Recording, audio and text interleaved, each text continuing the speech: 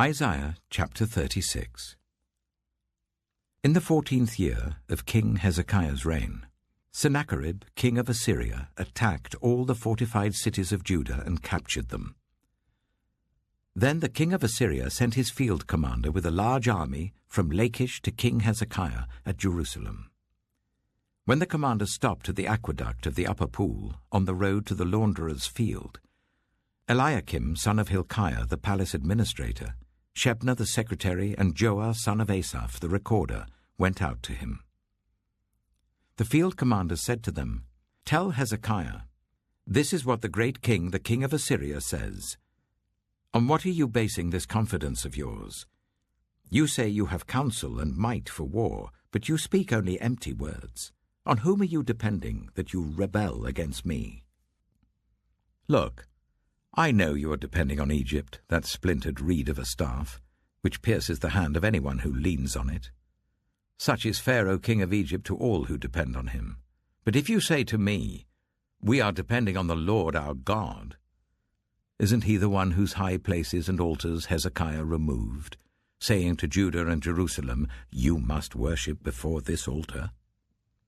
Come now, make a bargain with my master, the king of Assyria. I will give you 2,000 horses, if you can put riders on them. How then can you repulse one officer of the least of my master's officials, even though you are depending on Egypt for chariots and horsemen? Furthermore, have I come to attack and destroy this land without the Lord?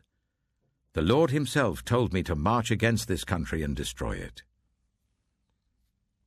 Then Eliakim, Shebna, and Joah said to the field commander, "Please speak to your servants in Aramaic, since we understand it.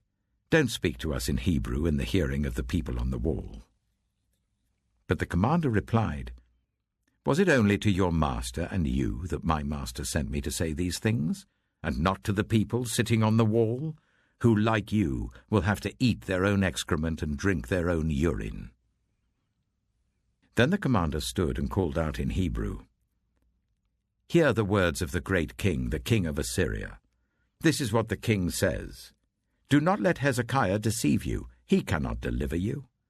Do not let Hezekiah persuade you to trust in the Lord when he says, 'The Lord will surely deliver us. This city will not be given into the hand of the king of Assyria.'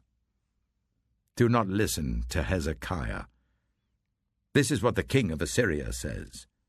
Make peace with me and come out to me. Then each of you will eat fruit from your own vine and fig tree, and drink water from your own cistern, until I come and take you to a land like your own, a land of corn and new wine, a land of bread and vineyards. Do not let Hezekiah mislead you when he says, 'The Lord will deliver us.' Have the gods of any nations ever delivered their lands from the hand of the king of Assyria? Where are the gods of Hamath and Arpad? Where are the gods of Sepharvaim? Have they rescued Samaria from my hand? Who of all the gods of these countries have been able to save their lands from me? How then can the Lord deliver Jerusalem from my hand?" But the people remained silent and said nothing in reply, because the king had commanded, "Do not answer him." Then Eliakim, son of Hilkiah, the palace administrator, Shebna the secretary, and Joah, son of Asaph, the recorder, went to Hezekiah with their clothes torn, and told him what the field commander had said.